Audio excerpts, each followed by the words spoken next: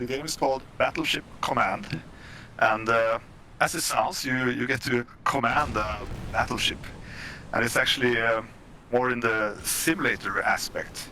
I've been working on simulating many of the systems that these battleships used. This old fire control system that they developed during the Second World War, and also the radar systems that started to be developed during this period. And also have a big interest in the propulsion systems, these giant steam boilers and turbines that they use to, push these 30,000 ton ships forward. So it's a simulator where many of these systems are simulated, and at the same time you get to play as a captain of the ship to give orders to your crew and these kind of things. So basically, you're in charge of a German ship, correct? Yes. Rather than the normal British, because everyone would normally go, "Oh, what are we doing the British ships?" And I'll ask that in a moment. So you're in charge of the German ships, and you're in charge of the Scharnhorst. What made you decide first to go with the German ships rather than the British ships in this game? Yeah, so it's the German Navy had a quite specific type of warfare during the Second World War, because they were they were heavily outnumbered, so they they could not really go out and fight against the British Navy because they had so many battleships, and I found it quite interesting, this type of warfare that they were doing, and I thought it was quite a good idea for gameplay as well. That their focus was to hit the supply lines of the British, or the supply lines to the Soviet, by disrupting the convoys and sinking merchant ships, and this specific ship, the Scharnhorst, it was quite, it was a battleship. It was heavily armored and very fast, but it had quite weak weapons. So it also had a hard time to stand up against any British battleship. And since they had so few battleships, they also had to a little bit avoid combat, because if you take some damage to one of those ships, they are standing in port for months for repairs. So you have to be quite strategic and try to avoid combat, and at the same time inflict as much damage as possible to the supply lines. So you have to be a little bit sneaky and choose your battles wisely, and I think this lends quite well for gameplay. Okay, so basically, you're attacking supply ships, which is the order of the day. You don't want to get involved with too many of the British big ships, because they may beat you for firepower. But do you have support in those campaigns? So you don't just go out on your own, because that would be even more risky. Absolutely. So you're in command of one specific battleship, and this one, the Scharnhorst, then you are walking around in a first-person perspective, and you can take control of different stations if you want to. The crew on the ship can handle everything. You just set waypoints and look with your binoculars and say, attack that ship, and the crew will be able to do that for you. Or you can get into the stations and man the guns yourself and handle all the calculations, data calculations, and range finding and these things. So you have one ship that you play, but there's also a fleet that you can bring with you. So you can bring along destroyers or other battleships, the Graf Spee or the Bismarck, for example. And these ships you can control by setting up formations and giving them orders and rules of engagement. So yes, you have other ships that you can bring along, that you can be more tactical in the battles. Send out the Bismarck to deal with the battleships while you hunt a little bit smaller ships or sink the convoys. So the obvious question is going to be, well, there'll be two obvious questions actually. One is, if you're only dealing with those types of ships and not aircraft carriers, and also submarines. So are you bringing in the German submarines, or basically you're avoiding that in this game? There will be German submarines. Oh, too. Absolutely. Might be more on the abstract side of things. Not that you can command them around, but they will be on the map and help you to spot convoys, and you will have probably more radio communication than you will have visual communication. So yeah, they spend most of the time underwater. And you see them. Obviously, of course. Because that's usually in the title. Exactly. Marine. So what about the British that have aircraft carriers? How do you cope with that? Is that actually also built into the game, or is that something that may come further down the line? It's also built in. So I have an aircraft carrier already, and also the carrier-based torpedo planes, the swordfish planes. Yes. They were, quite important during that period to, the whole story with how they found Bismarck and damaged the rudder, and so they are quite an important foe enemy. And a brilliant film, Hunt the Bismarck. Brilliant film.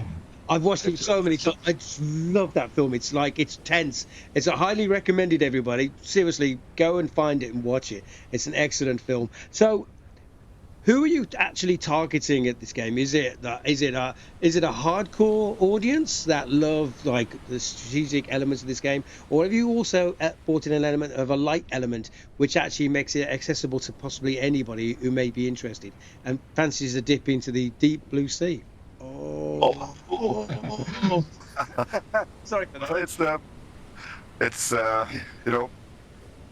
I've targeted myself quite a lot in a way, because it's a passion project. It's a game that I felt that I was missing myself, because I was playing a lot of the U-boat games, Silent Hunter games, and old game from the early 2000s, I guess, Destroyer Command.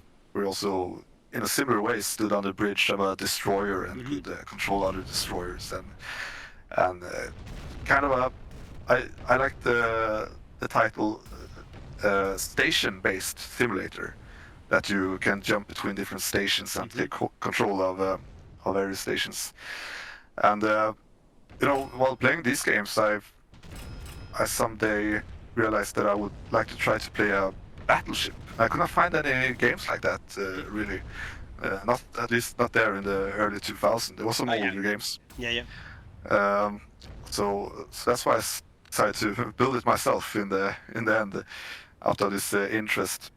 So it's maybe high fidelity or hardcore in that way, that there's systems are quite detailed. The rangefinder, you have the actual stereoscopic rangefinder that you have to use to measure the distance, and you have this fairly complex fire control computers, a couple of them in the ship, and you can connect them and redirect them, and you have to input the actual data, the speed of the target and the heading of the target and the bearing to the target. So all these systems are simulated, which you probably have to have an interest in or want to learn these complex systems to enjoy this thing. But I've all the way from the start, I've been having the approach that the crew on the ship, or the AI, if we, AI is a hard term to use nowadays, but everyone just goes, it's all that. It's exactly. It's a different version of that. Exactly, not that type of AI, but so the crew on your ship, they should be able to manage everything. So everything that you can manage, the crew can also manage. So you can play the game and pretty much not do anything. Just give a direction, say go north, and the crew will handle all the getting the turbines running and setting the speed, and you can say you can put waypoints on the map, and the ship will steer and manage all that thing, keep the ship on course and everything. And when you spot some targets, the crew will tell you, oh, we spotted a ship over there, and you can say, yeah, engage it, and the crew will handle everything, calculate all the target data, and actually fire the guns for you as well. So that has been the approach from the beginning, that you can actually be a commander, stand on the bridge, just give orders, and the game will play for you kind of. And then that you can jump into any station you want and take control. Maybe this specific patrol, you just want to focus on the anti-air guns. So then you give waypoints and give orders to your crew, and you spend your time in the anti-air guns whenever there is some air combat. Threat from above, basically. Exactly. So that has been the approach, that you don't have to actually man any of the detail systems, which you would not do as a captain. These ships, they had 2,000 people on board who needed to run the ship. So just do this: go and shoot the bombs. Exactly. So that's I really like that. That depending on what you feel like, you can play the game in that way. So you, as the developer of this big game, which would you say was your favorite element with what you've developed so far? The thing that makes you kind of just go, wow. Yeah. There's so many things I love about these battleships. So just that you can walk around all over the ship, I love that, and I think it's extremely fascinating, these mechanical fire control computers that they used, and the way they could hit a target that is 20 kilometers away, and the target is moving and you are moving, the ship is pitching and rolling. Because the sea's not like flat. It is like this all the time. Yeah, exactly. And to study these subjects and to try to make a nice implementation of that in game, that's something I'm really happy about, and I'm quite happy with how I solved certain things, because as I said, you needed 2,000 people to run these ships, and range finding, that's one station, and aiming the director is one station, and actually inputting data into the fire control computer that's also a separate crew doing that. And one of the biggest challenges, and what I'm happy about, is how these stations have been compressed into one station now, where you have a fairly good overview over everything. So I'm quite happy that I can sit and aim this big gun platform at another ship from one view.